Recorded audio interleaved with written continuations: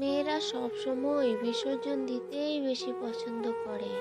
কাউকে ভালোবেসে সবকিছু উজাড় করে দিতে তারা পিছুপা হয় না। কখনো বাধ্য হয়ে অথবা পরিস্থিতির শিকার হয়ে একজন মেয়ে নিজের দুঃখটা মেনে নেয়। মেয়েদের দুঃখ যেন নদীর মতো বহমান।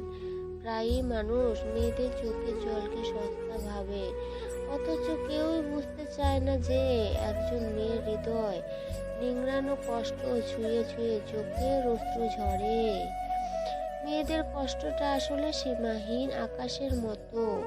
এই বুঝি মনে হলো শেষ, অথচ সেখান থেকে আবার শুরু হয় সহ্য সীমা অতিক্রম করে কোনো মেয়ে আর নমনীয় থাকে না। মেয়েদের জীবনে সবচেয়ে বড় একটা কষ্ট হলো তার প্রেমিককে কাছে না পাওয়া, নিজের করে না পাওয়া।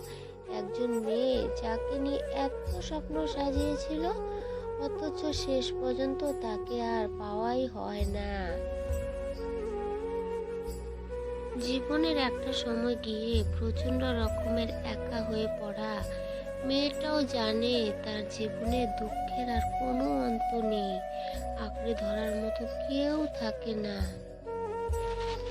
পেশি শক্তিতে মেয়েরা পিছিয়ে থাকলেও ধৈর্য এবং সহ্য শক্তিতে মেয়েদের তুলনা হয় না। কত শত না বলা ব্যথা বয়ে বেরিয়ে জীবনের শেষ মুহূর্ত পর্যন্ত সে টিকে থাকতে পারে। মেয়েদের কষ্টটা যেন সারা জীবন অবর্ণনীয় থেকে যায়।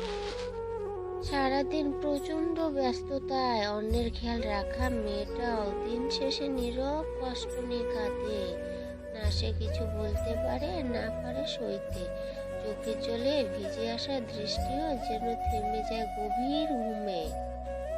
একটা মেয়ের কাছে তার পরিবার এবং কাছের মানুষ ঘিরে তার পৃথিবী।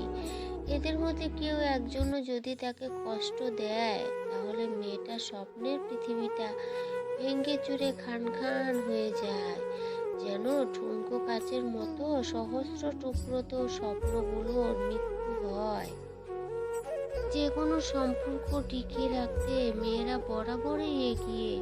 একজন মেয়ে তার সর্বোচ্চটা দিয়ে তার সম্পর্কটা টিকিয়ে রাখার চেষ্টা করে।